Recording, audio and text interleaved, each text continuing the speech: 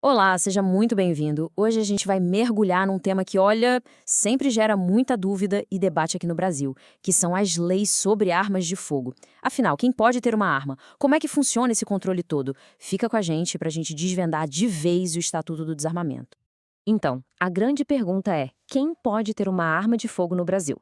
A resposta para isso, pessoal, está numa lei que é fundamental, o Estatuto do Desarmamento. É a Lei 10.826. Vamos entender juntos os pontos mais importantes dela. Ok, para facilitar nosso entendimento, a gente vai seguir um caminho bem simples. Primeiro, a gente vai ver o que é o estatuto em si. Depois, como é feito o controle das armas. Aí a gente entra nas regras para a posse e para o porte. E por fim, claro, os crimes e as consequências para quem não segue a lei. Bom, vamos lá. Começando pelo começo, o Estatuto do Desarmamento. Essa lei é de 2003 e o objetivo principal dela é bem direto, sabe? É regulamentar tudo que envolve armas de fogo no país. O registro, a posse e também a venda, tanto das armas quanto das munições. Certo. E para fazer esse controle todo acontecer, existe uma peça central, uma verdadeira espinha dorsal. É o Sistema Nacional de Armas, mais conhecido como SINARME. E quem cuida de tudo isso é a Polícia Federal. E o que é o SINARME na prática? Pensa num imenso banco de dados, um cadastro nacional mesmo. A função dele é registrar as características de cada arma de fogo que circula no Brasil. E, claro, identificar quem é o dono dela. E as responsabilidades do Sinarme são enormes. O sistema basicamente rastreia tudo. Ele registra as armas desde que são fabricadas ou importadas, acompanha as vendas, as transferências de dono e até cataloga quando uma arma é perdida, roubada ou apreendida. É o ciclo de vida completo da arma, do começo ao fim. Tá, mas vamos para a parte prática. E uma pessoa comum, o que ela precisa fazer para ter uma arma em casa de forma legal? Agora a gente vai ver exatamente quais são as regras para ter a posse de uma arma.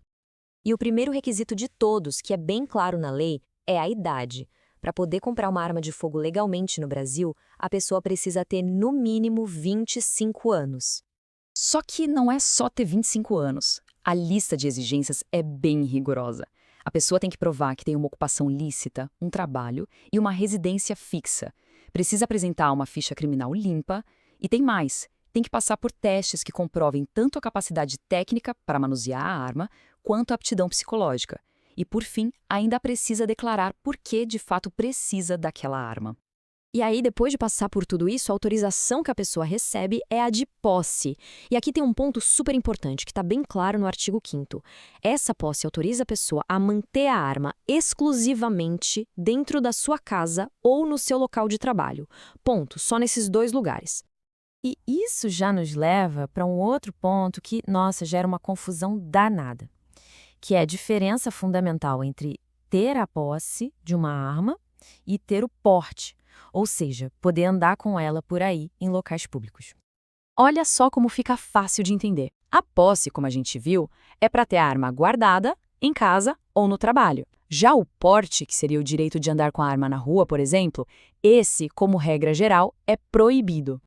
E a lei é bem taxativa nisso, viu? A regra geral é muito simples e está lá no artigo 6º. Portar uma arma de fogo no Brasil é proibido. Essa é a norma.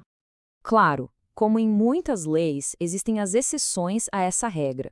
O porte é permitido para algumas categorias profissionais bem específicas por conta da função que exercem.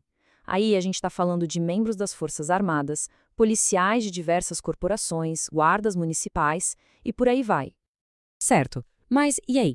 O que acontece quando alguém simplesmente ignora essas regras? Bom, o Estatuto do Desarmamento não deixa por menos. Ele define claramente quais são os crimes e quais são as penas para cada um deles. E as consequências são bem sérias e as penas vão aumentando dependendo da gravidade do crime. Por exemplo, ter uma arma em casa sem registro, a posse legal, pode dar de 1 a 3 anos de detenção. Mas olha só como a pena salta. O tráfico internacional de armas pode chegar a 16 anos de reclusão. Isso mesmo, 16 anos de reclusão. Essa é a pena mais pesada de todo o Estatuto do Desarmamento. Isso dá uma dimensão da gravidade que a lei atribui ao crime de tráfico internacional de armas. E não são só esses os crimes. A lei também criminaliza outras atitudes perigosas. Por exemplo, dar um tiro em lugar público ou habitado é crime. E também é crime não guardar arma com segurança, permitindo que uma criança ou uma pessoa com deficiência mental pegue essa arma. Ufa!